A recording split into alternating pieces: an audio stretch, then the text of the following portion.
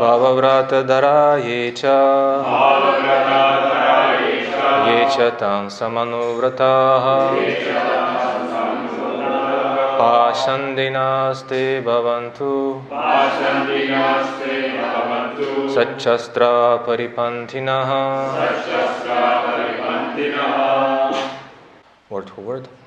Bhavavrata dhara. Taking a vow to satisfy Lord Shiva. Ye, who. Cha, and. Ye, who. Cha, and. Tan, such principles. Samanuvrataha, following. Pashandinaha, atheists. Te, they. Bhavantu, let them become. Satshastra paripantinaha, diverted from transcendental scriptural injunctions. Translation purport by His Divine Grace A.C. Bhaktivedanta Swami Srila Prabhupada Ki Jai.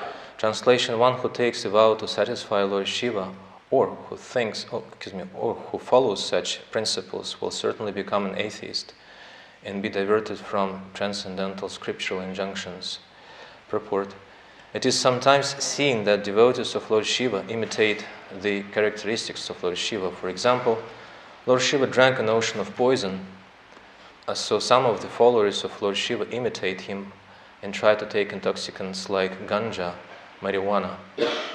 Here the curse is that if someone follows such principles, he must become an infidel and turn against the principles of Vedic regulations. It is said that such devotees of Lord Shiva will be satchastra paripantina, which means opposed to the conclusion of Shastra or scripture. This is confirmed in the Padma Purana also.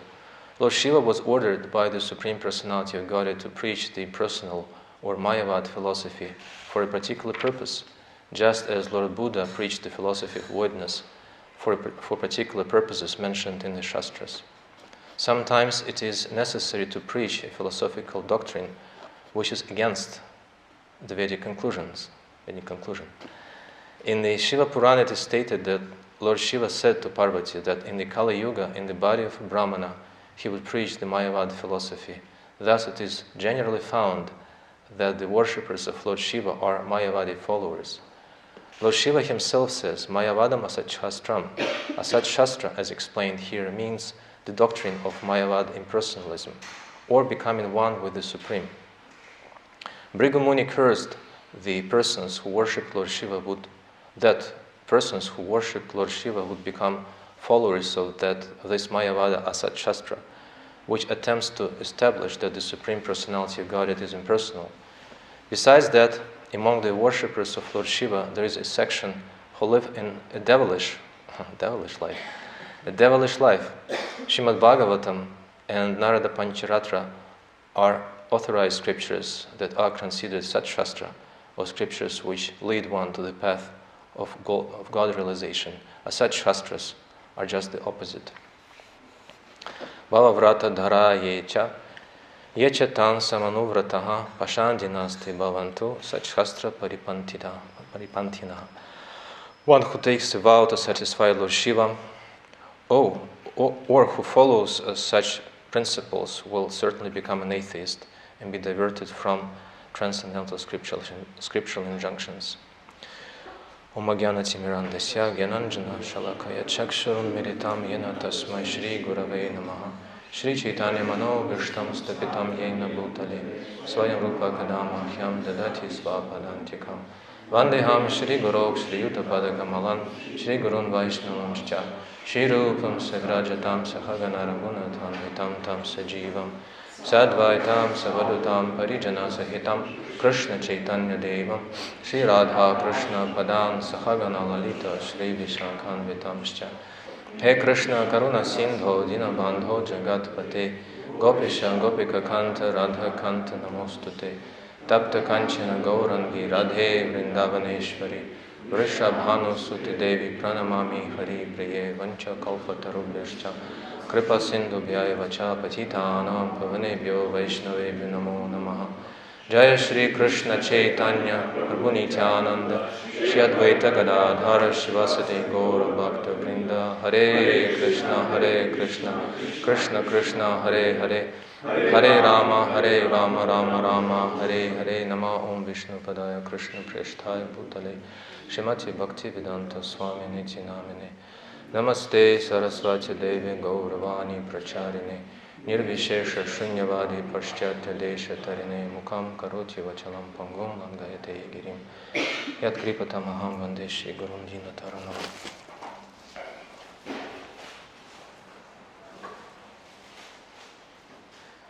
Yesterday, Mataji Aruna gave a very detailed and elaborate description of the causes for this showdown between the followers of Lord Shiva and the followers of the Vedas. Bhrigu Muni is speaking this verse now. Sometimes in such situations we may be bewildered into thinking that we have to necessarily take sides in Vaishnava's altercation. When there are some arguments and disagreements, our tendency is, and there are Shastric backings for that, for this notion, like Srila Rupa Goswami in Bhakti Rasamrita Sindhu explains that when we see or hear someone blaspheme the Supreme Lord or his devotees, then it is pure devotional service to be intolerant of such offenses. He says asahishnuta. Asahishnuta means intolerance. So to not tolerate such offenses is pure devotional service. And to the contrary, someone who tolerates such offenses becomes an offender himself. There are descriptions given to different categories of people in Bhakti Rasamrita Sindhu and also in the 4th canto of Srimad Bhagavatam. I believe it will be coming up later on when Sati will come and speak with her father Daksha, that devotees should take to different means to stop the offense. Some radical, almost like surgical ones, when we cut out the tongue of the offender, and more Brahminical, to leave the place or to give up one's life, for instance. So different options, but tolerating an offense is not an option. But sometimes we're too quick to judge what is an offense. And we identify ourselves with, as Lord Shiva himself says humorously and also very seriously in Brihad Bhagavatamrita, speaks about himself, that I am, in my conceit, I think myself to be the liberated giver of liberation, the all-knowing giver of knowledge of the Vedas, and the devoted grantor of devotion to others. So we may be too quick to identify ourselves with truth. And when Sanjaya concludes the Bhagavad Gita, he says that wherever is Krishna, there we have everything. We have victory, we have piety, we have dharma. Everything is there where Krishna is. But we shouldn't assume that Krishna is wherever we are. We should be careful and very perceptive and humble to think about Krishna as being completely independent and not subordinate to our ideas about ourselves. So that's what distinguishes a devotee. He or she they do not think that they are devotees. They are at awe with the worship of and the devotional service of great devotees of the past, like Rupa Goswami says in his Tavamala, when I think Prachinanam Bhajanamatulam Dushkaram Srimvatam. When I hear about this unparalleled service of great devotees of the past, Prachinanam Dushkaram Srimvatam, when I hear about that, I become morose. Because I cannot muster even a fraction of that devotion, and I'm lazy and unfortunate. And the only thing that I have is that drop of hope that just by remembering the example of these great devotees of the past, something will rub off me of their devotional service. They'll bless me by my remembering them and trying to emulate, if not the scope of their devotional service, but at least the mood or at least the aspiration. Somehow or other we should try and cling to those pure devotees of the past and present. It's not that all these devotees are in the past only. No, there are devotees in the present, but devotees are very expert. They are expertly hiding their glories, their exalted position. And it's very difficult to identify themselves sometimes. It's only when they pass away and then we remember, oh yes, actually we were fortunate to live with such a pure devotee who was amongst ourselves and we didn't recognize him. Because Krishna respects his desire to hide and disguise himself or herself as an ordinary person, and he doesn't interfere with that. Sometimes, of course, Krishna's desire to glorify his devotees gets the better of him, so he does that, despite devotees' unwillingness. Sometimes, but not always. So we should be very careful and see the devotees around us as by default pure, by default, by definition exalted, by default and by definition more exalted than ourselves, unless proven otherwise. But who will be there to prove otherwise? It's somebody who is actually responsible, is charged with responsibility to help the devotee improve his or her devotional service. Generally, the spiritual master's jurisdiction. That's what Prabhupada said in one of the classes. I think it was in Sydney. No, it wasn't Melbourne. Maybe Sydney. Anyhow, one of these two places. When one young devotee came to Prabhupada's class, and after the class, he had been around enough to start seeing faults in devotees. Initially, when we come, we see no faults. We hardly see the devotees themselves because they're so effulgent. All of them are so bright-faced and pure and much better than ourselves. That's evident, that's obvious. But then as we get used to the association of devotees, we start misapplying our discriminatory power and seeing them as bad or good or more exalted, less exalted. Anyhow, he has been long enough, that devotee. So he was not initiated yet. His name was Misha. It's there in the transcript. And actually I heard that conversation. And he said, Swami, Srila Prabhupada and some of your disciples, they become first initiated, second initiated, and then they start deviating from the principles of devotional service. What should we do to chasten them, to make them come back to the right path?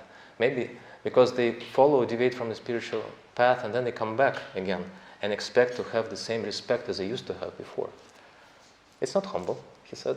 We should probably try to discipline them somehow. Maybe they should be given some very humble and menial service. And he wanted to continue his train of thought, but Prabhupada cut him off and he said, it's not for you to decide. He has his spiritual master, it's for him to decide. It's not your jurisdiction. That's the exact word Prabhupada used. Mind your own business. It's for the spiritual master, he'll decide. All he can do is inform the spiritual master if he's not informed already, because usually when something goes wrong, there are too eager well-wishers to report. When something goes right, you do hear, but not as often that you come to the spiritual master or some senior devotee and tell him or her, look at your disciple, such a wonderful devotee, so nice, so sincere, please bless him.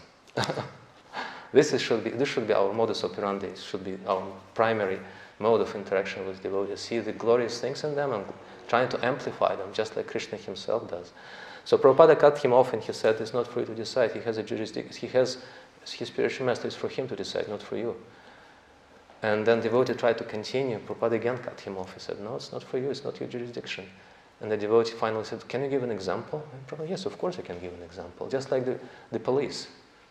The police can arrest a suspected criminal, but then they cannot judge the police cannot judge the so-called criminal themselves, because they have to bring him to the court of law. And the judge will decide. If the police try to adjudicate that wrongdoing, they themselves become criminals. It's a criminal act to take justice in your hands and apply it as you wish, like that. So have to be careful when we hear such altercations between devotees, as it is explained also in the Shastra from, I believe, Narahari Sarakari Thakur, from what, if I'm not wrong, but it's definitely mentioned somewhere, that when we hear devotees arguing with each other, the safest and Vaishnava, the most Vaishnava-like behavior in that situation is to just stay away as much as possible, to preserve respect for both sides, unless we're given this responsibility to interfere and decide who is right and who is wrong. That's how Jiva Goswami defines a Vaishnava. There are many definitions of a Vaishnava. Like there are some formal definitions. If Vaishnava is someone who wears tilak and wears a tulsi mala, kanthi mala, and chants Hare Krishna, or someone, there is a very generous definition of a Vaishnava is someone who participates in karma kanda, yagyas, and occasionally chants the name of Vishnu, invoking his presence in the karma kanda. There are many definitions. Finally, ultimately everyone is a Vaishnava. Srila Prabhupada even gives an even more generous definition. In the second canto of Bhagavatam, he says that a Vaishnava is someone who has faith, who believes that by being a Vaishnava, one attains perfection in life. That's already Vaishnava. If you have faith, like some of our friends and relatives and family members, they may not want to become Vaishnavas, but somehow they become so inspired by seeing their kids or their parents or their siblings become devotees and develop good qualities that they say, oh yes, if I were a devotee, I would have become a better human being. So by that faith, they will become Vaishnavas. So it's a generous definition of Vaishnava, but Jiva Goswami gives a very relevant for this discussion, a very relevant definition of a Vaishnava. He says a Vaishnava is someone who, when offended, when chastised with strong words and being subjected to wrath and curses, Tiraskrita vipralabda kshapta kshipta hatamapi mata jaruna, yesterday quoted that verse from the first canto of Bhagavatam. He doesn't retaliate, and also he or she try to speak back in pleasing words to calm down the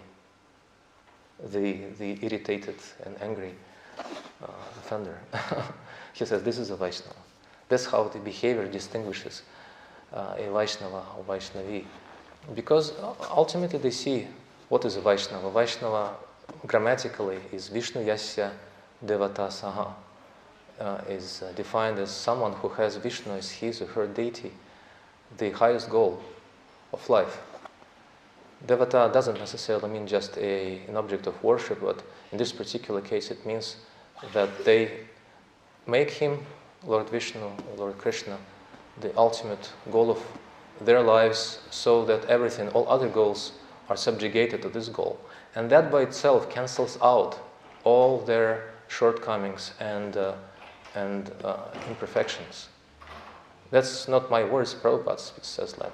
When we speak about, sometimes we throw around that charge of being impersonalist too lightly.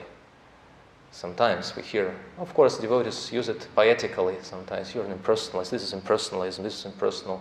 That's a very heavy accusation to speak about the Vaishnava as an impersonalist, a Mayavadi.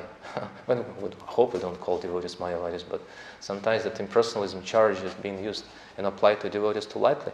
Listen to what Srila Prabhupada says. It's a very famous letter. I'm sure you all heard it many times, but just like so many other things we hear many times, beginning with the Hare Krishna Mahamantra.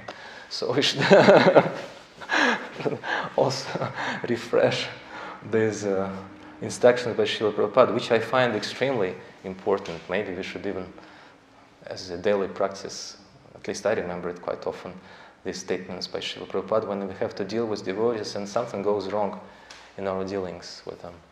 Prabhupada writes in his famous letter to Atreya Rishi in 1971, when Atreya Rishi apparently didn't read the letter that he sent to Prabhupada, even though these letters are available on request from the Bhaktivedanta archives. You can get, probably, if it's not too intimate and too confidential, you can also read what prompted Prabhupada's response. Sometimes it's important to hear the context, what exactly prompted Prabhupada's particular response. But still, regardless, we don't know what Antraya Rishi Prabhu wrote to Prabhupada, what he complained about. Like on another instance, one devotee, Prabhupada's disciple, and a sannyasi already, he was sent to Japan. Or maybe I shouldn't have mentioned that geographical, anyhow, it's already too late. He was sent to Japan with some other god brothers, and they had to serve cooperatively. But somehow that other devotee's character was not, should I say, up to the liking of this devotee, this particular devotee. This happens oftentimes. So he wrote, and he tried to tolerate it, and it continued for some time, but then he wrote to Prabhupada with a letter of complaint, saying that I cannot take it any longer. I want to quit. I cannot stay with him. I cannot work with him because he's very aggressive and belligerent and feisty even.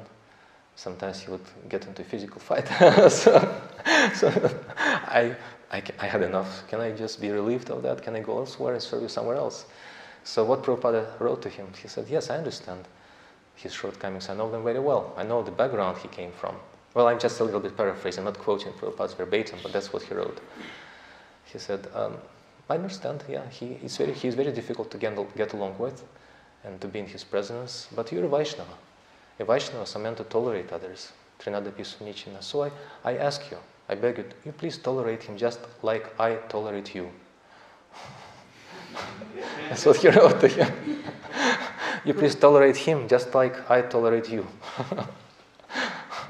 So Prabhupada wrote in this letter, a famous letter to Antraya Rishi, it's not so much that because there may be some faults in our god brothers and god sisters, or because there may be some mismanagement or lack of cooperation, that this is due to being impersonalists. No, because Antraya Rishi complained to him about devotees being non-cooperative. And if you're a manager, I don't know if any of your managers, but there are managers, I'm sure, in this temple, well-managed temple. So if when you're a manager, then it's a very thankless task to tell the devotees what they should be doing. Because devotees are free. They're liberated souls, right? So liberated, there is no levers, no buttons you can push or pull to make devotees do what needs to be done. So managers in a spiritual society it's a very difficult task sometimes. Like Niranjana Maharaj joked once, having been a manager for decades in ISKCON, he said, I can give you managers or leaders, I can give you a life hack. If you want to shock someone, just take a decision, any decision, regardless of what the decision is. Just take any decision, somebody will be shocked, guaranteed. And if you take a decision not to take decisions, that will also shock someone, and will also be complaints, right? Damned if you do, damned if you don't, as they say in English. So Antraya Rishi complained about devotees being non-cooperative and doing their own things. So Prabhupada writes back to him. He says, it's not that because there are maybe some faults in our god brothers and sisters, or because there may be some mismanagement or lack of cooperation that is due to being impersonalists. No, it is the nature of the living condition to always have some faults. It comes as a relief to us, but not to managers, I guess. Everyone has some faults, and we have to live with it. And then Prabhupada continues, giving an example. Even in the spiritual world, there is some fault and envy. Sometimes the gopis will quarrel over Krishna's favor, and once Krishna was so much attracted to Radharani that by mistake he tried to milk the bull instead of the cow. And sometimes when the gopis used to put on their dress and makeup for seeing Krishna, they would be too much hasty and smear kumkum and mascara in the wrong places, and their ornaments and dresses would appear as if small children had been trying to dress themselves, and they were not very expert like that. So Prabhupada, as if he takes that picture of the spiritual world, because you cannot see descriptions of this kind in the Shastras so much. But Acharyas are windows into the spiritual world. They describe their experiences, as Jiva Goswami explains, Vaidusha Pratyaksha, their direct experience of the spiritual reality. And that's why it's futile and reckless to demand spiritual backings, Shastric backings for what the Acharyas say. They are the Shastric backing. because the Shastra comes, as Jiva Goswami explains, from Vaidusha Pratyaksha, from the perception of the pure, exalted souls. This is called Shastra Mulatvat. Shastra Mulatvat, Shabda Mulatvat, excuse me. Shabda Mulatvat means that the words of the great souls are the foundation, Mula, of the Shastra. So Prabhupada describes here that Krishna tried to milk the bull instead of the cow, and the gopis rushed to see Krishna in the dead of night. They put on mascara and kumkum, and they try to dress themselves, and they do it in the wrong way. And they come dressed as if, Prabhupada says, small children were playing, and they were trying to put some clothes on themselves, and they were not very expert. It's very funny. Prabhupada says like that. I hope none of us come running to Mangalarati, even though we cannot really rule that out if somebody shows up for Mangalarati, like in Jaipur, in Rajasthan. The whole city of Jaipur goes running to Mangalarati of Lord Govinda, and all of them, old ladies and young men, in big crowd, they just run towards the temple, and they cry out, Govinda, Govinda, Govinda, as they run, and watch out, they're so eager, they can just shovel you aside if you're not careful, because of their eagerness. It's compared that the pure devotion of such great exalted Vaishnavas is compared to the stream of the Ganges. The Ganges flows to the ocean, and there is no way to stop it. She will always find her way to the ocean, whether it's by overcoming the obstacle, the dam that you put in its course, or it can go around, or it can just wash it aside. Regardless, she will get to her desired destination. So pure devotees, they do like that, and they disregard social conventions such as proper dressing code sometimes. But again, in our temples, we should, even if we do have these kind of emotions, Prabhupada explains, we should calm ourselves and as much as possible follow the rules and regulations that are prescribed for ordinary devotees who haven't yet developed this kind of spontaneous, intense devotion. Seva sadhaka rupina seva rupena chatrahi tad bhava dipsuna karya brajaloka nusaratam. Rupa Goswami explains that even the great exalted Mahabhagavatas who have already realized their spiritual identity, they behave externally as obedient and perfect disciplined sadhakas. So you don't see them manifesting these kind of emotions too often. They do that when no one is watching. Like Srila Prabhupada himself would also manifest such emotions, but we have very few accounts of that. Anyway, Prabhupada continues. There are so many examples, but it is not the same as material fault or material envy. It is transcendental because it is all based on Krishna. Sometimes when one gopi would serve Krishna very nicely, the others would say, "Oh, she has done so nicely. Now let me do better for pleasing Krishna." That is envy, but it's transcendental without malice. In the same way, when the cowherd men or cowherd boys, when Krishna goes with them to the forest of Vrindavan, first they walk with the calves and cows, but then, because as Srila Prabhupada would sometimes say, when you make one step towards Krishna, Krishna makes how many steps? 100,000? I guess it depends. It really depends on the steps we take, right? Some thousands, 100, maybe one, maybe he goes back. I don't know, in some cases, no, I don't want to see, don't come near me, don't come anywhere close, right? So he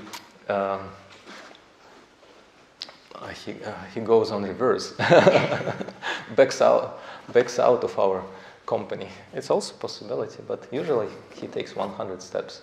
And Krishna has large steps. Vikrama burbuvah svascha, akshimasya sharanasya cha, sarva kama varasya pi haryash charana aspadam. In the Bhagavatam it says that Krishna's steps, why he's called Rukrama, because they're large. They're very big steps.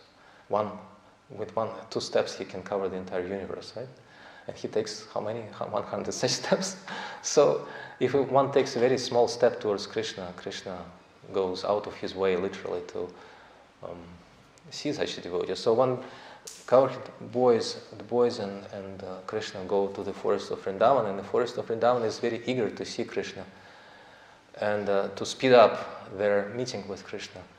But according to the script of Raja Lila, the forest cannot walk. You don't see walking trees in Vrindavan. They can. They are completely free. In Brihad Bhagavatamrita it's explained that such devotees are completely free, just like as Krishna. Krishna is free to do whatever he wants, and so are his devotees and his Dhamma, his holy abode. But again, according to the Lila, to the script, they're given a specific role, and this role is stationary. They have to stay in one place, and they have to show their eagerness by some means which wouldn't force them to move out of their stationary place. And the trees, they try to ooze with honey, and they decorate their branches with flowers, and then the birds, they can fly to Krishna, but they have to be in the forest. That's their Prabhudatta dish service. So they sit on the branches, and as if they're painted on the canvas.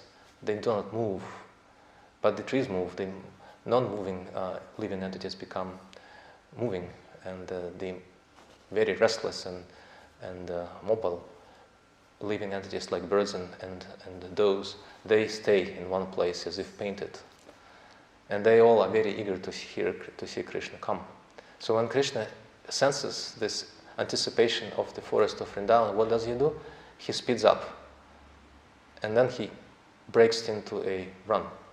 So he starts running towards Krishna, towards the forest of Vrindavan. Yadi durega tah Krishna, vana subekshana tam, when he wants to bless the forest of Vrindavana by his presence. So he, out of his eagerness, starts running towards the forest of Vrindavana. And then, aham purvam, etisam sprishya remire, then his cowherd boys start chasing him. And every one of them says, aham purvam, I will touch Krishna first. No, I will touch Krishna first. Etisam sprishya means they're trying to touch Krishna, chasing after him, running after him, so they could be as fast as him. And all of them, they create a competition. There are many cowherd boys, like you see sometimes in the Olympic Games. There are marathons or races, and people run, and it's very crowded. Sometimes, at least initially, it's crowded. So there's very little room, and there are so many cowherd boys. How many? Asankhya, as many as you can. There's not enough numbers in this world to count. Just like the cows are asankhya, they're uncountable, innumerable, and the calves. So they start chasing Krishna. Aham purvam, etisam sprishya remire. I'll touch Krishna first. No, I will touch Krishna first. So this is the kind of competition Prabhupada speaks about in this letter. It's devoid of malice, because when they run towards Krishna, trying to run fast, what they are trying to do, they're trying to encourage other boys to run even faster by their eagerness to touch Krishna. Whereas in the 8th canto of Srimad Bhagavatam, there is another instance when the demons, they also competed for the pot of nectar brought to them by Mohini Murti. And they said exactly the same thing. Mithoa kalira buddhisham tadartka tarsha chetasam. The demons were completely overwhelmed with that competitive spirit, and they said, aham purvam, exact same words. But what is different in the demons' competition, they added, natvam, iti prabhu. I'll be first, but not you, and not you. So this is malice. This is malice when someone's achievements, someone's superiority is intolerable for us. That's how Srila Prabhupada defines envy. Envy is the inability to tolerate someone's superiority. When someone exceeds us in some way, I cannot tolerate it, and I try to pull him down somehow or other. So that's what Prabhupada speaks about in this letter. See, each line can be opened up into a whole description of the spiritual world. Everything is here. The whole Shastra is in Prabhupada's words. And he continues. This is envy, but it's transcendental, without malice. So we shall not expect that anywhere there is any utopia in our movement. Utopia is an imaginary world created by, I think there was a medieval philosopher, Tommaso Campanella, from what I remember from the school's lessons in history. And he imagined an ideal world that's called utopia. And Prabhupada speaks about it. And he says, so we do not expect that anywhere there will be utopia in our movement. Rather, that is impersonalism. There is impersonalism, and impersonalism manifests in our midst by thinking that devotees should be ideal, that everything will be according to my liking. That is impersonalism. People should not expect that even in the Krishna consciousness society there will be utopia, because devotees are persons. Therefore, there will always be some lacking, because they're persons. But the difference is that they're lacking because they have given up everything to serve Krishna: money, jobs, reputation, wealth, big education, everything. I guess you can relate to this list, some of you, right? I was told that some of the devotees living here in ashram are top-class software engineers and programmers, which usually garners very well-paid, lucrative job in the outer world.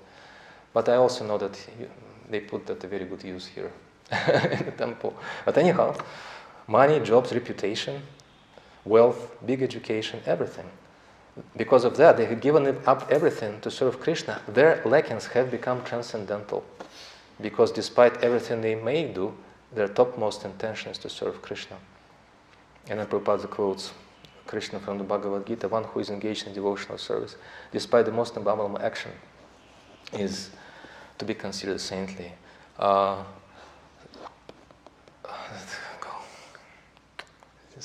Please help me. This is started verse from the ninth chapter of the Bhagavad Gita. Apichet. Thank you very much. Apichet sudara charo bhajati mamananyama. Sadur eva samantavyaha. And Krishna says, this is my order. You must consider him a saintly person. And Vishwanath Chakravarti explains in his commentary that Arjuna argues, how is that? Is it that always? Maybe only that portion where he or she does something nice, then this is sadhu. Then he is sadhu.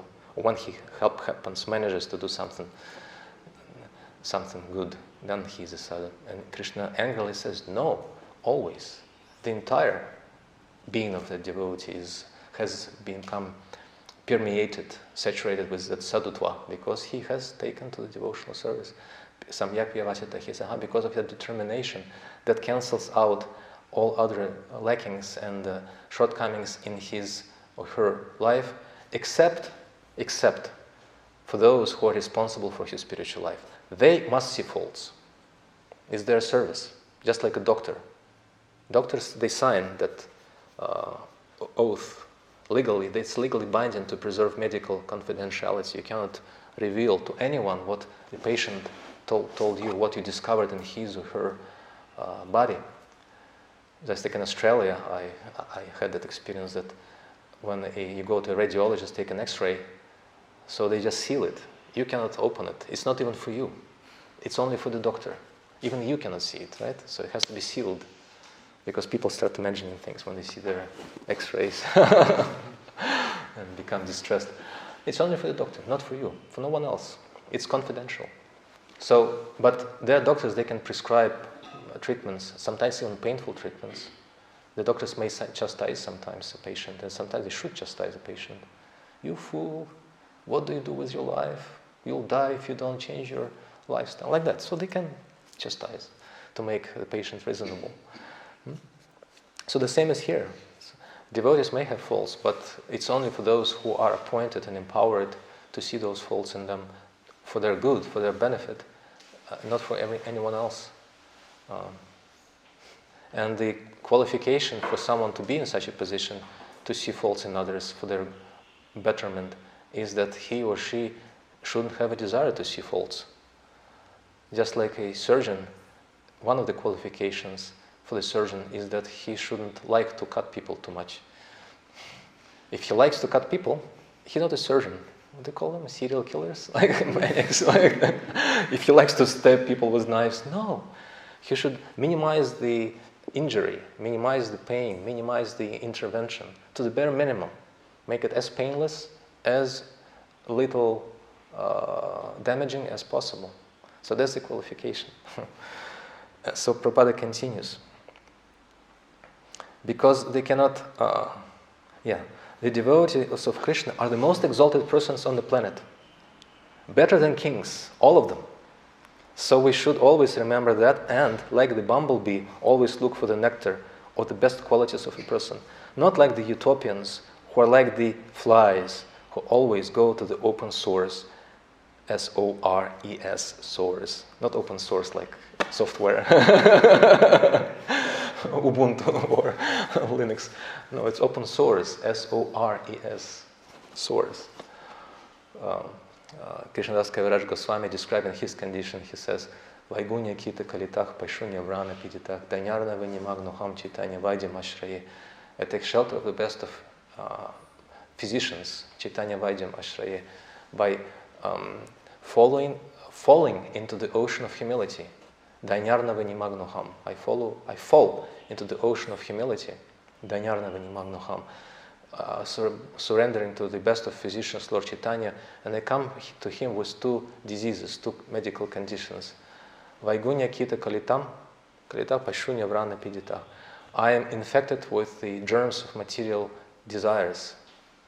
The germs of material desires sometimes are very tenacious, and like you have the super infections these days, you can be cured with regular antibiotics, right?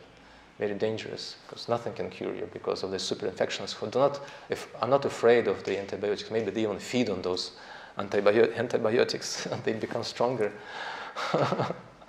So he says, I am infected with the germs of material desires and material activity. That's the exact word I think Chaitanya Charitamrita uses. Vaigunya kita kalitah, paishunya vrana piditah. And vrana means sores, open sores on the body. And I'm covered with the sores of envy. Sometimes envy seems to be completely, to us, we think no one sees our envy. But sores are an external condition. Everyone sees that. So I come with these two conditions: material activities, material desires in the heart, and sores of, they call them trophic ulcers sometimes, something that cannot be cured so well, because they gradually eat away at the person's limbs and body, very dangerous condition. So I come to the best of physicians asking him to please cure me. And the condition for that is I have to fall in the ocean of humility. Danyarna vinimagnuham. That's where the treatment starts. So Prabhupada continues. I'll finish this. I was not going to dedicate the entire discussion to this letter by Srila Prabhupada. It was just a small illustration for today's topic. But somehow it just happened this way. Please forgive me. So, so Prabhupada continues. The devotees of Krishna, we shouldn't be like utopians who are like the flies who go to the open source or find the faults in a person, and because they cannot find any utopia, or because they cannot find anyone without faults, they want to become void, merge, nothing.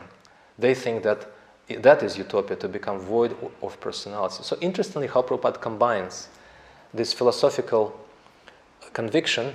Mayavad philosophy is a philosophical conviction which is very deeply ingrained in the conditioned soul's psychic. It originates from the spiritual worlds, from our departure from the spiritual world, when we have that original pure condition, prema, which is characterized by the sense of possessiveness of Krishna. We think that Krishna, Mamatvati Shayankitaha, we think that Krishna is mine. And Krishna agrees to consider himself the property of his devotees. So much so that in the spiritual world, everyone has his own Krishna, or her own Krishna. And there are no two Krishnas there. Everyone has a unique feature. Sanatana Goswami explains that. He says in the 10th canto of Bhagavatam that Krishna is called Gunatma. His name Gunatma means that he manifests unlimited qualities. He also manifests live in the qualities of devotees. He fills them up with spiritual substance. That's another meaning of the word Gunatma. He is the soul of gunas, or qualities of his devotees. But the third meaning is very important for us, is that Krishna manifests a unique confidential quality for each and every one of his unlimited devotees. And only that devotee and Krishna know that quality. That's what distinguishes each and every one of us from each other in the spiritual world. We are needed for Krishna to manifest a specific, unique quality which no one else can manifest in him. So, thinking about, I just got diverted, digressed from that line of thought. Yes. So prema, that's original prema, the condition of possessiveness of Krishna in the spiritual world. But when we come to the material world, and Prabhupada explains that our prema becomes sour it curdles, just like milk curdles when it's touched by a sour substance. And it turns into lust, kama, and also another substance. There are two substances. When you curdle milk, how many ingredients do you get usually? You get two. You get curd, and also you get whey. So it separates into two, whey and curd. So in the same way that prema separates into two emotions in the material world. Originally, prema is directed towards Krishna, completely selfless, and it's the epitome of anukulyatva, means desire to do good for Krishna, whatever it takes. So there are two qualities. It's directed to Krishna, and it wants the best for Krishna. Anukulyena Krishna Anushilanam. Srila Bhaktisiddhanta Saraswati Thakur says that the word Anukula is the name of Srimati Radharani. That's how she appears in the definition of pure devotional service. Anukulyena Krishna Anushilanam. She's there. Anukulyena means by the mercy of Srimati Radharani, basically. Anukulyena Krishna Anushilanam. So when that prema becomes curdled, it separates into two emotions strongly prevalent in this world. And combinedly, if you remove their bad qualities, somehow, if there is a way to turn it back, of course there is no way to turn it back. Once it's curdled, it's done. You cannot do anything with it. Once we were making halwa for the Sunday program, and we wanted to make it with milk, and that milk curdled. So, what can you do? You cannot do anything now.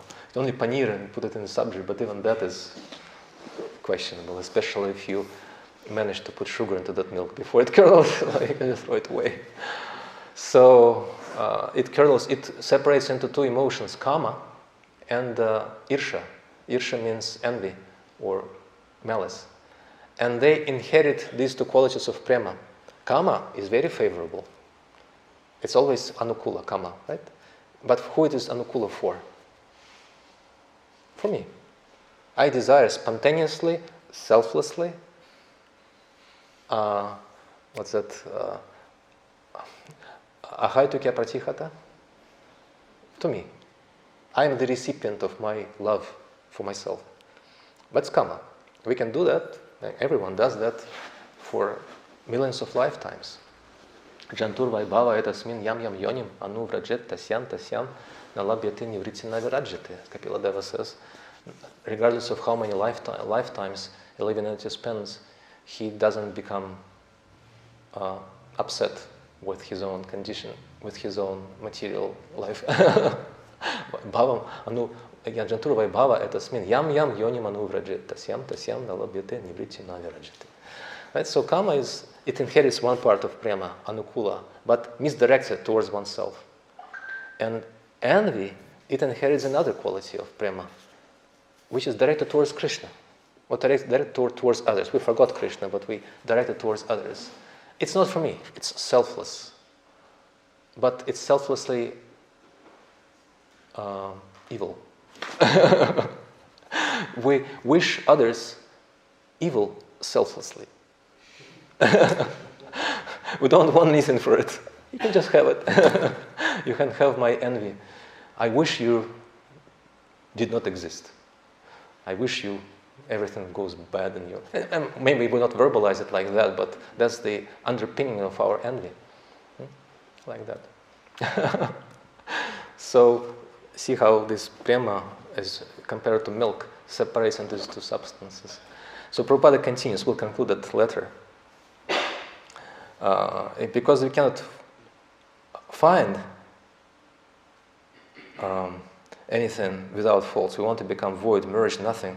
I think this is utopia, to become void of personality. So Prabhupada combines that philosophical conviction, which is based on envy of Krishna. I know there is somebody who enjoys everything, somebody who everyone loves, somebody who everyone serves. And I forgot who that person is, and that's me, probably. I have to remember. That's the basis of impersonalism, of voidism, and it's deeply infectious. It's deeply contaminating. We cannot really resist. There are no safeguards. There are no protective measures that could be effectively used to counteract that Mayavad philosophy if we expose to it for a long time. And the evidence for that is, of course, Lord Chaitanya Mahaprabhu's intolerance of Mayavada and his pure devotees.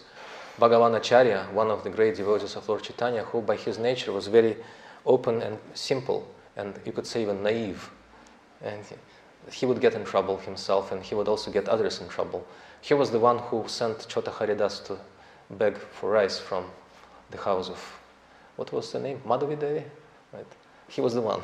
He didn't think about consequences. Out of his eagerness to serve Lord Chaitanya Mahaprabhu, he sent Chota Haridas. We should be very careful, especially those of us who are responsible for devotees' lives should think, oh, if Brahmachari, if I send him there, he's alone, and there'll be a lady alone, it's not the right situation. No, he shouldn't be sent. Or he should be sent with someone else. Like that, we should think about these things.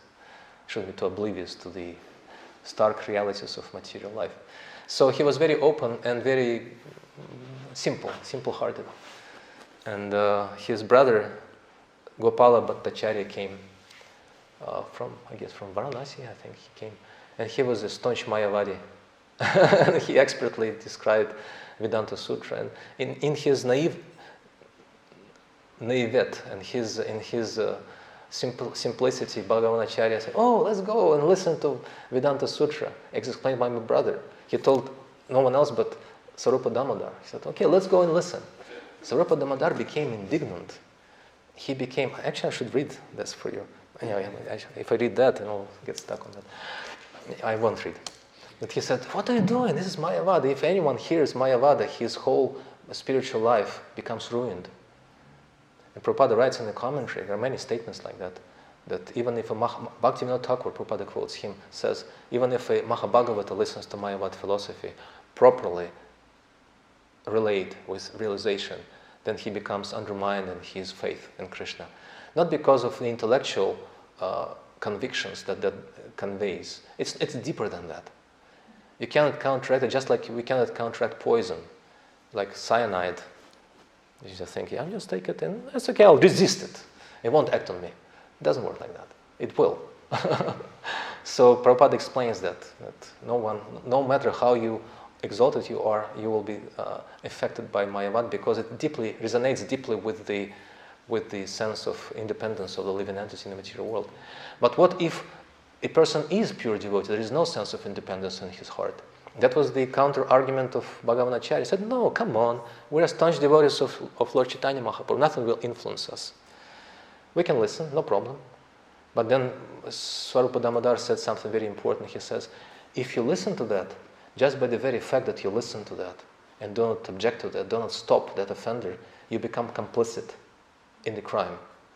Just like if your friend is being chastised or offended or ridiculed or criticized or humiliated or blasphemed, and do not say anything, it might not affect your relationship with that devotee, but just by the very fact that you were there and you didn't object to that is a betrayal of your relationship.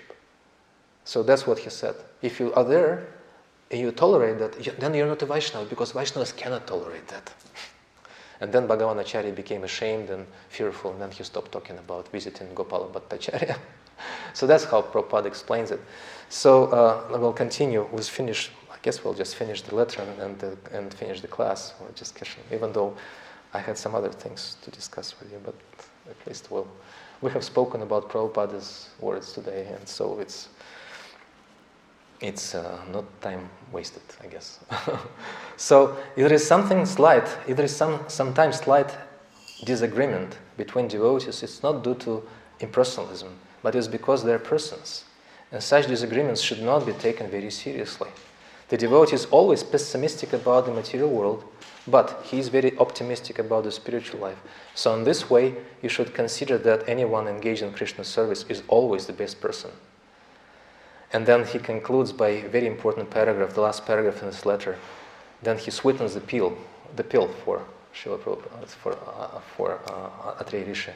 He sweetens the pill by saying, I'm very pleased that you are assisting your god brothers so nicely. Yes, this is our real position, to be servants of the servants of the servants. And by your quiet and humble attitude, quiet and humble, loud and humble, or quiet and proud. Quiet and humble. You shall set the example of Vaishnava so that all may learn from you. And very soon their puffed up attitude will disappear, and they will come to you and seek your advice in matters. That's how Prabhupada concludes. You just be humble and quiet. And inspired by your humility and quietness and determination to serve, they'll come and ask you, what should we do? You're so humble, you're so quiet. What should we do? How should we correct our ways? And their puffed up attitude will disappear. Prabhupada doesn't say along with yours. Very expert, like that. So anyhow, the verse was about something else, but again, there's an altercation between the devotees here. Both are devotees. Not only that, but in the Shastra, Lord Krishna himself, Lord Narayana, instructed Bhrigu and other great sages about the glories of Lord Shiva. He told them, someone who blasphemes Lord Shiva, who doesn't see him as me, he doesn't see me and him and me, like that, he won't be able. I can quote you that verse. It's in Hari Bhakti Vilasa Sanatana Goswami says something to be mindful of. He says,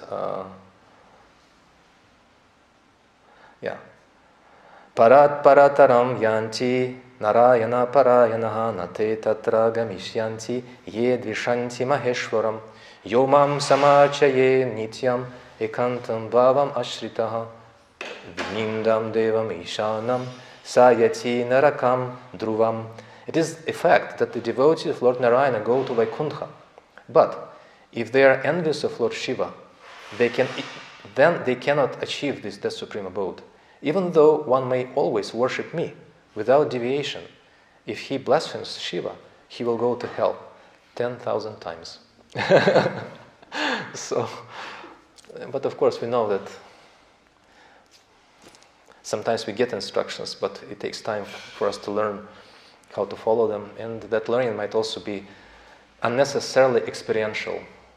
Experiential learning is glorified in the modern world, but Prabhupada says in the Nectar of Instructions that best to hear and learn by hearing, not by experience of some unfavorable conditions and consequences. But anyhow, Bhagavatam is for us to learn from these great personalities. We shouldn't be lured into thinking that they are infected with the same faults or anarthas as we are. Sometimes, and most of the time, we should think they're just like actors playing different dramas for us to learn from them, and not to behave the way they did for our benefit. I'll stop here. I don't know if you have any time for questions. What we're supposed to end at 9 o'clock, I guess, right? No, it's already 9 o'clock, 9:02. Thank you for the class. But if there are any comments or any additions or any corrections, you're most welcome to add them. As I said, I didn't plan on speaking on that letter for too long, but anyway, Prabhupada is irresistible. You cannot once you start commenting on his words, then never stops. That's all? Or you have a question? Thank you for the class. I don't know who I should ask for permission to continue with questions, Prabhuji. Please, because I'm a guest here, so I don't know what the protocol is, but I will be very happy to discuss questions if there is time for that. Please go. Can I? Okay, thank you. We're just trying to understand, just referring to the purport, does Mayavada impersonalism still lead one to become one with the Supreme? Like, we heard about the fifth type of liberation, Sayuja Mukti. Even though such personnel are, as mentioned in the shloka, such Shastra Paripantina, diverted from scriptural injunctions, do they still qualify for the Sayuja Mukti, such kind of persons? Those who worship Lord Shiva and become deviated from the right path? Are you asking about them? So those who worship Lord Shiva and because of the curse of Bhrigu Muni become diverted from the proper path, do they still qualify for Sayuja Mukti? It's a good question. I guess there is at least one pathway to Sayuja Mukti that they can achieve by being killed by Krishna. If they hang around long enough and wait for the next arrival of Krishna, and they're envious enough of Krishna to deserve his attention, then they can be killed by him and get Sayuja Mukti. And Prabhupada gave a very interesting explanation of Sayuja Mukti once. He said, he came to London, and somehow devotees arranged for a helicopter to take him from the airport, from Heathrow, to the Bhaktivedanta Manor. It was very expensive, but somehow they hired a helicopter. So Prabhupada did fly in a helicopter once.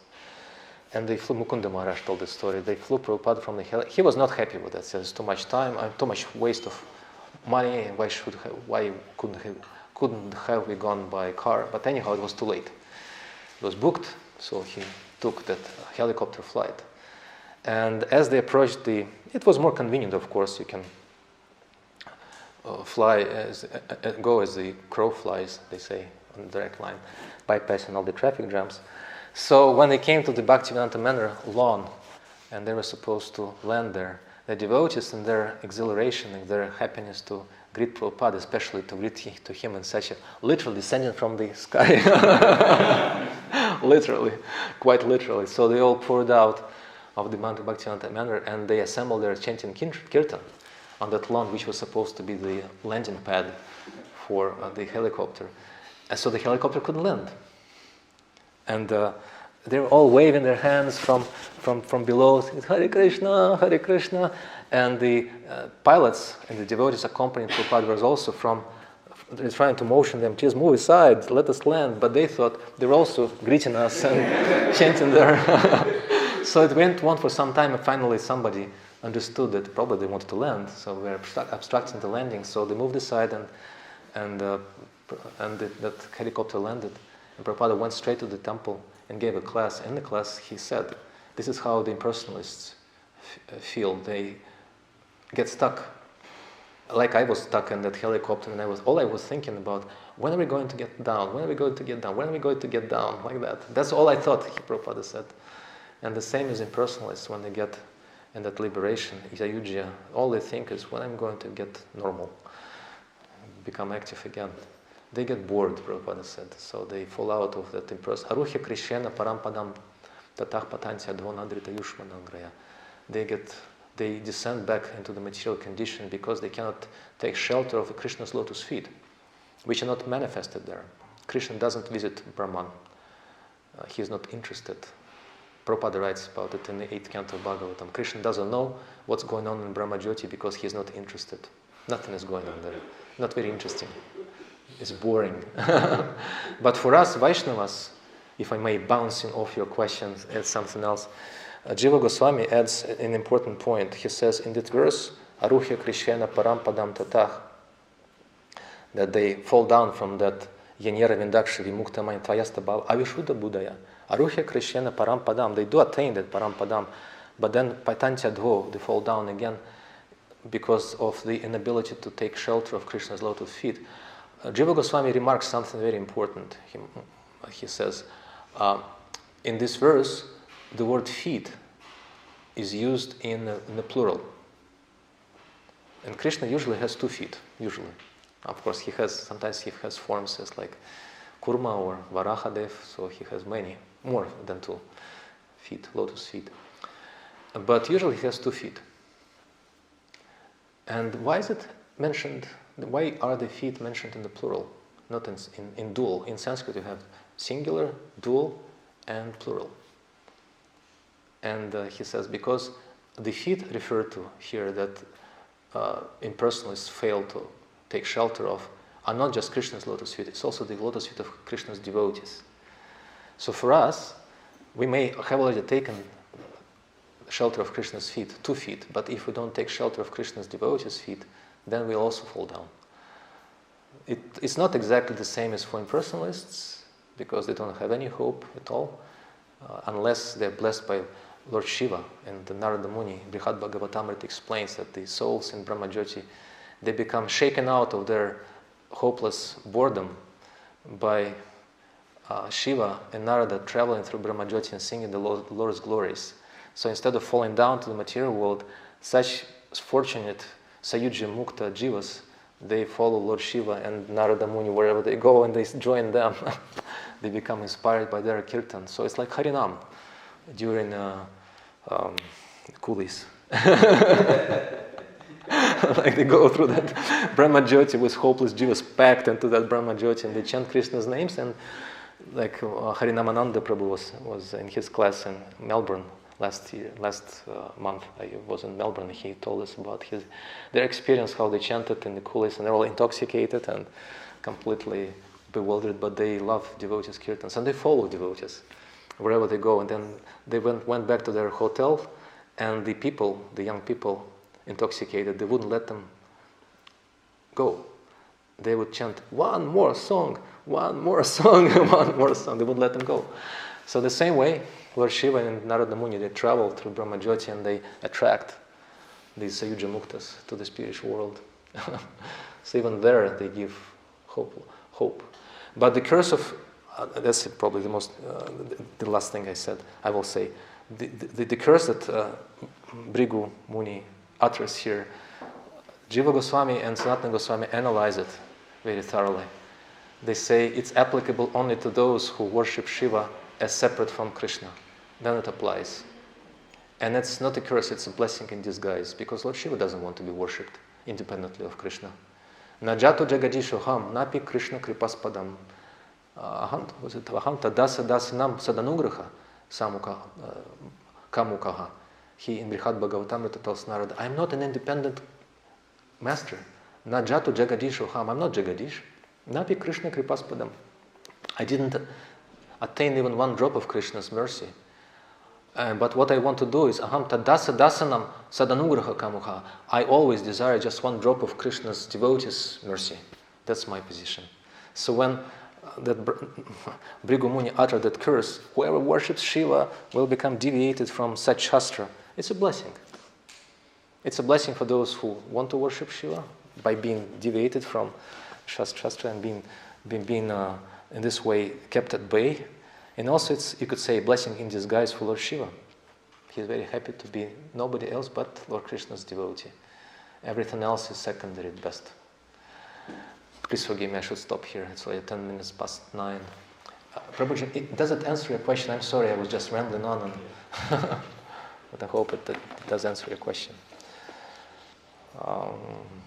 Was last story about Bhaktivinoda Thakur, who was in, was it Simanta Dweep?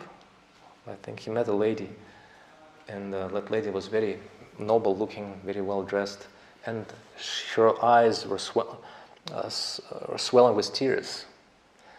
And he said, as it's supposed to be done, if you see a lady in distress, you should offer her help from a distance if necessary for brahmachari, but it's the dharmic injunction. If a brahmachari walks through the forest and sees a lady in distress, he should from a distance offer respects and tell, lady, my dear lady, is there anything I can do for you to help you?